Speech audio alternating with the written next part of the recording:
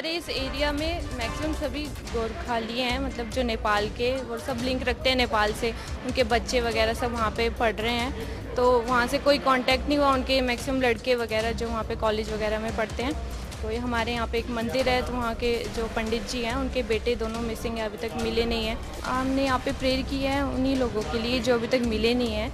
Candles वगैरह जला के यहाँ पे हमने प्रेयर की सभी लोगों को इकट्ठा करके। स्टेट गवर्नमेंट से हम यही चाहते हैं कि जल्दी से जल्दी यहाँ पे जो भी मिसिंग है उन सबको ढूंढने में मदद करें। उनके माँ बाप बड़े परेशान हैं यहाँ पे। ये इनके बड़े बेटे की फ़ोटो है, भरत की है, बहू की है, बड़े बेटे की, और वो काठमांडू में वहाँ पे होटल में काम करते थे। आज सभी के श्रद्धांजलि के लिए जो इतना आपातकाल हुआ है नेपाल में, जलजला आया है, तो भगवान से हमारे प्रार्थना करते हैं कि हमारी तरफ से ये श्रद्धांजलि है। ब्रेक के बाद आपका स्वागत है। हम बात कर रहे हैं, हम साथ साथ हैं। दरअसल भारत की तरफ से जिस तरीके से नेपाल की तरफ हाथ बढ़ा है, क्या नेपाल खुद भारत को थैंक्स वहां पर बोल रहा है? इस मुद्दे पर आगे चर्चा को शुरू करें उससे पहले बीकानेर से कॉलर इंद्र ओझा जी मेरे साथ जुड़े हैं। इंद्र जी, क्या कुछ कहेंगे? नमस्कार सोलंकी साहब। नमस्कार सर, सबसे पहले तो जितने भी जाने इस भूकंप के अंदर गई है जी, उनके प्रति मैं हार्दिक संवेदना व्यक्त करता हूं। और जो आज का जो ये इशू है, ये राजनीतिक इशू है भी नहीं जी। और लोकेश जी, थोड़ा ध्यान से मेरी बात को आप सुनिए। आपने फिर स्टार्ट में कहा ये राजनीतिक इशू नहीं है, और आप इस बात को डाइवर्ट कर रहे हो राजनीतिक इशू पे। जी देखिए, माननीय प्रधानमंत्री जी एक सच्चा हितैषी, एक देश का सच्चा मित्र, किसी देश का सच्चा पड़ोसी और मानवता को पूजने वाला इंसान अगर जो कर सकता है वो नरेंद्र मोदी जी ने किया है। चलिए इंद्र जी, शुक्रिया हमारे साथ जुड़ने के लिए। दरअसल लोकेश जी भी इस चीज को मानते हैं कि जो किया गया वो सही है और कांग्रेस उसके साथ खड़ी है, लेकिन उनका तर्क कुछ अलग है कि इतनी संजीदगी जो देश के अंदर जो समस्याएं हैं उनको सुलझाने के लिए यहां पर क्यों नहीं की जा रही। इस मुद्दे को आगे मैं बढ़ाता हूं और मैं इस प्रोग्राम में अब जरा रुक देवेश बंसल जी, मैं आपका करना चाहूंगा। आरएसएस से आप जुड़े हुए हैं, आप प्रज्ञा प्रवाह से जुड़े हुए हैं और आपने कहा कि आरएसएस हमेशा पड़ोसी देशों के साथ इस तरीके से करता है। इंटरनली जब समस्याएं आती हैं उसके लिए फिर इस तरीके की पहल क्यों नहीं होती? देखिए, इस पर मैं एक तो ये कहना चाहूँगा कि ये बड़ा संवेदनशील विषय है। इसको केवल राजनीतिक आईने से और एक राजनीतिकल दल के दृष्टिकोण से बिल्कुल नहीं देखा जाना चाहिए। जहाँ तक सामाजिक संगठनों का सवाल है, उनका अपना कार्यक्षेत्र होता है, उनका राजनीतिक शैली और राजनीतिक दृष्टिकोण से काम करने का कभी मंतव्य नहीं होता है जी। और ये सब हम जानते हैं, हमारा अनुभव है कि जब भी कोई देश में विपदा आती है या कोई आपदा आती है या जहाँ मानवता को बचाव की जरूरत होती है, तो संघ और उसके संगठनों ने अपनी भूमिका सकारात्मक रूप से निभाई है। लेकिन दरअसल सवाल मेरा इसलिए है क्योंकि अगर गजेंद्र दिल्ली में मरता है तो उसके लिए तीनों पार्टियां एक साथ हो जाती है, लेकिन उसी दौरान 3 और किसान आत्महत्या करते हैं, उन तक कोई पहुंचता नहीं है। अगर बिहार के अंदर त्रासदी आती है तो इतना कुछ होता नहीं है, नेपाल के अंदर होती है तो सब एक साथ खड़े होते हैं। मेरा मुद्दा सिर्फ इतना है कि जो इशू हाइप के लिए हो, आपको एडवांटेज दे, क्या उसके लिए सहायता ज्यादा है? नहीं, देखिए कि सामाजिक संगठन कभी भी हाइप के लिए या एडवांटेज को नहीं देखता है। वो केवल अपनी जिम्मेदारी मानवता के प्रति निभाता है और केवल राजनीतिक नजरिए से यदि समस्याओं को हम देखते हैं और उनको हम सुलझाना चाहते हैं तो ये कभी संभव नहीं है जी। और इसमें असल में यदि हम छिछली बातों को छोड़कर और सतही बातों को छोड़कर यदि गहराई से विचार करें तो इसमें दृष्टि और नीति, उनके निर्धारण की आवश्यकता जरूर है, जिसके बारे में तीनों ही स्तरों पर हमें सोचना जरूरी है। दीर्घकालिक नीतियां और तात्कालिक नीतियों को भी हमें पुनरीक्षित करना जरूरी है। निश्चित रूप से एक देश के पूरे जीवन में काम हुआ है, लेकिन बहुत कमियां भी रही हैं और उनको हमें चुस्त दुरुस्त करना भी होगा। तो सामाजिक स्तर पर, राजनीतिक, शासकीय स्तर पर और व्यक्तिगत स्तर पर, तीनों ही स्तरों पर संजीदगी से जब काम करेंगे तो स्थितियों में निश्चित रूप से अच्छे परिणाम आएंगे। चलिए लोकेश जी, मैं आपको करना चाहूंगा। सवाल मेरा आपसे ये है कि आपने प्रोग्राम की शुरुआत में कहा कि आप इस मुद्दे को राजनीतिक नहीं बनाएंगे। आपने जो बीजेपी की सरकार ने किया उसके साथ भी कांग्रेस खड़ी है, वो मानती है कि जो किया सही किया, लेकिन जिस तरीके से पाकिस्तान के साथ जब अभी हाल ही में जो आपदा वहां पर आई, उस दौरान जो कहा गया कि आपको जो भी सहायता चाहिए हम देंगे, बांग्लादेश के लिए भी वही, नेपाल के लिए भी यही, भूटान के लिए भी यही, म्यांमार के लिए भी यही, क्या आप ये तो मानेंगे कि जो सरकार इस वक्त है वो पड़ोसियों के साथ मजबूत रिश्ते लेकर चलना चाहती है और एक अच्छे पड़ोसी की तरह वो उसके साथ रिएक्शन भी देती है? देखिए, ये बड़ी अच्छी बात है कि इस सरकार की सोच है कि पड़ोसी देशों के साथ मजबूत रिश्ते बनाए जाएं, लेकिन यहाँ पड़ोसी देशों के साथ रिश्तों को लेकर जो भेदभावपूर्ण नीति अपनाई जा रही है उस पर सवालिया निशान उठते हैं। कि जैसे जब मसरत आलम की बात आती है, हम इन्हें चेताते हैं कि आप अगर इसे छोड़ेंगे, क्योंकि पीडीपी के साथ गठबंधन करके जो सरकार बनी हुई है उनका ये दायित्व बनता है कि देश में शांति व्यवस्था बनी रहे, और हमने चेताया कि अगर ऐसी कोई हरकत की तो वापस आपने देखा होगा कि इस देश की धरती पर पाकिस्तान का झंडा लहराया गया। मैं आपको रोकूंगा, एक मिनट के लिए मैं रोकूंगा, मैं आपके साथ लौटूंगा, लेकिन अजमेर से मेरे साथ कॉलर हैं अशोक पंडित जी, वो 3 बार फोन लगा चुके हैं। अशोक जी, क्या कुछ कहना चाहेंगे? हाँ, नमस्कार साहब, फर्स्ट इंडिया न्यूज को मेरा नमस्कार। नमस्कार। मैं आपसे इतना ही इंतजार करूंगा कि ऐसे प्रदेश की और राष्ट्रीय बहसों के अंदर आज तक राजनीतिक पार्टियां तो आती रही, लेकिन ये आरएसएस कब से आने लगी है? ये क्या राष्ट्रीय सरकार के, दिल्ली सरकार के प्रभाव से आ रही है या राजनीतिक प्रभाव से आ रही है? अशोक जी, उनको दरअसल हमने बुलाया, और हमने इसलिए बुलाया क्योंकि वो भी वहां पर जाकर काम कर रही हैं। चलिए लोकेश जी, मैं आपके साथ लौटना चाहूंगा। आपने मसरत आलम की यहां पर बात की। दरअसल मसरत आलम के खिलाफ कुछ बना नहीं और वो आपकी सरकार वहां पर थी। उस दौरान सुप्रीम कोर्ट के निर्देश थे कि उसके खिलाफ कुछ बनता नहीं, अंदर रखिए नहीं। जब सुप्रीम कोर्ट के निर्देश के मुताबिक अफजल गुरु को फांसी दी जा सकती है तो उसको छोड़ना कहां गलत? और जिसकी आप बात कर रहे हैं कि पाकिस्तान के झंडे वहां पर लहराए गए, पाकिस्तान जिंदाबाद के नारे लगाए, उसके खिलाफ बाकायदा केस बना है, जेल के अंदर है। देखिए, अलगाववादी ताकतें हमेशा से ऐसा होता है कि जब ये सर उठाती हैं, उससे पहले भी आपने देखा होगा कि कांग्रेस की सरकार थी तो भारतीय जनता पार्टी लगातार ये आरोप लगाती थी कि हमारी सीमाओं पर जवान मर रहे हैं और ये सरकार कुछ नहीं कर रही है। और उन्होंने ये ताल ठोक के कहा था कि मेरा 56 इंच का सीना है, मेरे देश का अगर एक जवान मरता है तो मैं 10 सर काट कर लेकर आऊंगा। लेकिन वो तमाम जो बातें थी वो उस वक्त की चुनावी बातें थी, खोखली हुई साबित हुई हर तरीके से। क्या लोकेश जी, आप और कांग्रेस ये तो मानती है कि जो ऑपरेशन मैत्री चलाया गया वो सही है? देखिए, इसमें कोई दो राय नहीं है। हमने आपको शुरुआत में ये कहा कि ये सराहनीय कदम है और इतनी त्वरित सराहनीय होनी चाहिए थी। भारद्वाज जी, आपके पास मैं आना चाहूंगा। लोकेश जी का आरोप सीधा सीधा ये है कि आप इंटरनली नहीं देख पा रहे हैं। आखिर उसको लेकर समस्या क्या? क्या सिस्टम के साथ काम नहीं कर पा रहे हैं? लोकेश जी ने 2 बातें कही हैं। एक, इन्होंने कहा कि पड़ोसी लोगों के साथ आप भेदभाव कर रहे हैं। मैं बिल्कुल स्पष्ट रूप से एक राजनीतिक कार्यकर्ता की हैसियत से यहां बोलना चाहता हूं कि पाकिस्तान और नेपाल की तुलना नहीं हो सकती। पाकिस्तान हमारे लोगों को मारता है, नेपाल हमारे लोगों के साथ खड़ा रहता है। आप पाकिस्तान और नेपाल की तुलना मत करिए। मसरत आलम की आपने बात की, मसरत आलम छूटा आपकी वजह से, क्योंकि मसरत आलम का जो कैद के जो समय था वो खत्म हो गया था और उसके बाद भी आपने उसका कोई वार नहीं मैंने बढ़ाया। उसका जवाब दे दिया। दूसरी बात, जवाब जो था मैंने दे दिया, क्योंकि ये संदर्भ से हटकर बात करते हैं इसलिए मैं बता रहा हूं आपको। जी। तीसरी बात जो आपने इंटरनल उसकी बात की, मैंने आपको इसका पहले भी जवाब दिया।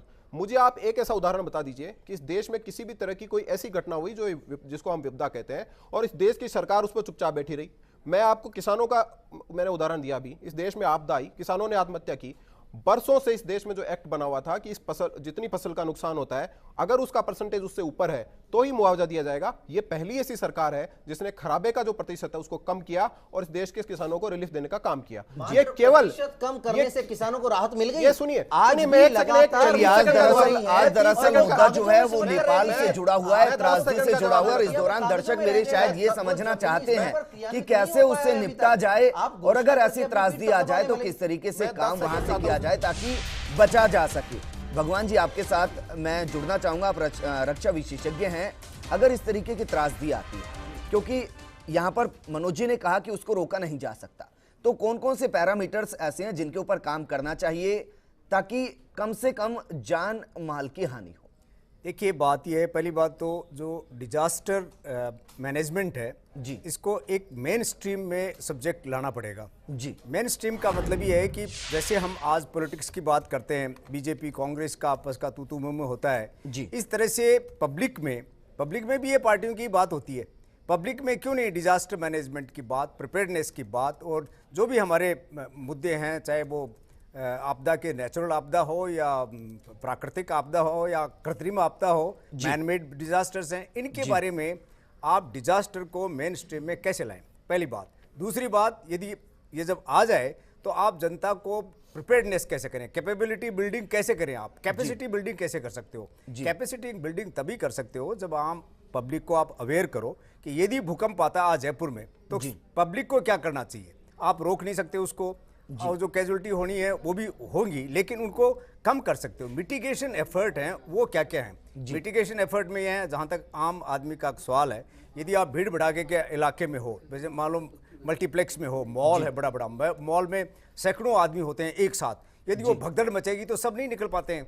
तो इसलिए उस माहौल में आपको क्या करना चाहिए, जैसे ये टेबल है, टेबल के नीचे चले जाओ, दीवार के साथ खड़े हो जाओ, दरवाजे पे खड़े हो जाओ, और इस तरह की जो बचाव की प्रक्रिया है वो आप करो, कुछ एक आदमी बाहर निकल जाएंगे। तो नंबर 1। नंबर 2, जब आप ओपन में हो तो आप ओपन में रहो, दीवार बड़ी बड़ी दीवारों के पास में जाओ मत। तीसरा, आप जो सरकारें लोकल सेल्फ गवर्नमेंट्स होती हैं वो एक बायलॉज बनाएं, कंपलसरी बनाएं, और जो बिल्डिंग पहले से बनी हुई है उनमें कैसे स्ट्रेंथन कर सकते हैं, उनकी एक सर्टिफिकेशन प्रोसीजर होना चाहिए और ये इम्पोज करना चाहिए।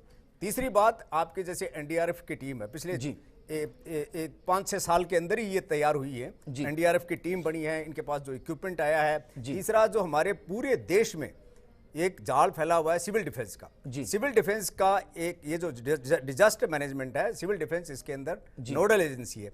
नाउ सबसे पहले, क्योंकि सिविल डिफेंस के आदमी जनता के अंदर रहते हैं, वो वॉलंटियर्स हैं, तो वॉलंटियर्स हैं वो सबसे पहले, आपने यहाँ जयपुर में पिछले 4-5 साल में ये सुना होगा, देखा होगा पेपर में, आपके यहाँ न्यूज़ भी बनती होगी कि जो भी कोई यदि कुएं में गिर जाता है बंदा, या कोई पौंड में गिर जाता है, या कोई बिल्डिंग गिर जाती है, या आग लग जाती है, सबसे पहले कौन पहुंचते हैं? हमारे वॉलंटियर सिविल डिफेंस के आदमी पहुंचते हैं और वो रेस्क्यू करते हैं, पुलिस उनकी मदद लेती है। तो इसलिए सिविल डिफेंस को और स्ट्रेंथन किया जाए, और स्ट्रेंथन यहाँ पर किया जाए, तो यहाँ पर इक्विपमेंट दिया जाए। भगवान जी हमें बता रहे थे कि आखिर किस तरीके से बचा जा सकता है। एक छोटे से ब्रेक के लिए यहाँ पर रुक रहे हैं और ब्रेक के बाद भी चर्चा जारी रहेगी, और अगर ऐसा हमारे देश में होता है तो उसके लिए हम कितने तैयार हैं, इस सवाल के साथ लोग छोटे से ब्रेक।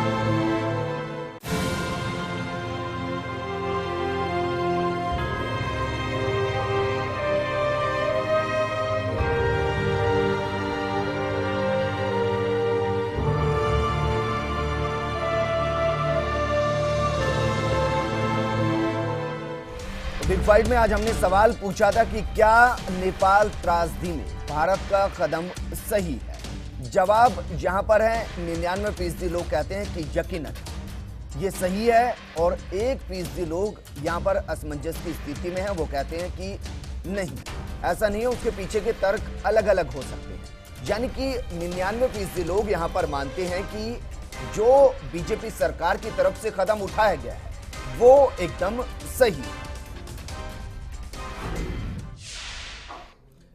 चलिए, अंतिम पड़ाव में यहां पर हम पहुंच चुके हैं। मनोज जी, आपके साथ मैं लौटना चाहूंगा और क्विक रिएक्शन में आपसे चाहूंगा। अभी तक ये डिटेक्ट नहीं हो सकता है कि भूकंप कब आएगा और किस इलाके में आएगा, लेकिन इलाके यहां पर डिटेक्ट हो चुके हैं। अगर भारत की बात की जाए तो सबसे सेंसिटिव एरिया कौन से आते हैं और वहां पर किस तरीके की तैयारियां की गई हैं? देखिए, भूकंप के संदर्भ में भारत को 4 जोन्स में बांटा गया है, और जो जोन 5 है वो सबसे अधिक संवेदनशील है। जो आपकी जो चित्र इसमें देख रहे हैं, इसमें जो लाल रेखा दिखाई दे रही है जी, ये उस संवेदनशील क्षेत्र को बता रही है जो 5 में आता है, हिमालय का क्षेत्र जी। तो भूकंप को रोका नहीं जा सकता और भूकंप की तात्कालिक भविष्यवाणी भी नहीं की जा सकती। हमें ये मालूम है कि ये एक क्षेत्र है जहाँ पे भूकंप आने की संभावना सबसे ज्यादा है। ये वो इलाके हैं, कश्मीर, हिमाचल, पंजाब, उत्तराखंड? बिल्कुल वही इलाका है, पूरा हिमालय का जो क्षेत्र है पूरा का पूरा, यूँ समझिए आप। तो इसकी दीर्घकालिक भविष्यवाणी तो की जा सकती, जिसका कि लोगों को इमीडिएट लाभ नहीं हो सकता। चलिए, शुक्रिया। लक्ष्मीकांत जी, आपके पास मैं आना चाहूंगा। सरकार आपकी है, जोन निर्धारित है, नेपाल हमारे सामने एक एग्जाम्पल है। क्या ये मान लिया जाए कि इस 5 साल में अच्छे दिन के तौर पर कम से कम एक नीति ये बनेगी कि इन जोन के अंदर, चाहे वो बिल्डिंग हो, इबारत हो या कुछ और हो, वो उस तरीके से बनाए जाएंगे कि जब इन इलाकों में भूकंप आए तो कम से कम नुकसान हो? देखिए, मैं इस बात से कोई डिनाई नहीं करता कि पिछली जो कांग्रेस की सरकार रही होगी या बाद में पहले भी रही होगी, उन्होंने इसके लेकर प्रयास नहीं किया होगा जी। आज की सरकार भी कर रही है। कोई भी सरकार अपने देश के लोगों को मरते हुए देखना नहीं चाहती। ये सवाल इसलिए क्योंकि इसमें कांग्रेस या बीजेपी एक मत होगी। बिल्कुल बिल्कुल, पूरे देश की पार्टियां एक मत होगी और निश्चित रूप से सरकार इस बारे में सोच रही होगी और जल्दी ही आपको इसका इंप्लीमेंटेशन भी दिखेगा। मैं एक सुझाव भी इसमें देना चाहता हूं, सरकार भी इस पर जरूर सोचेगी।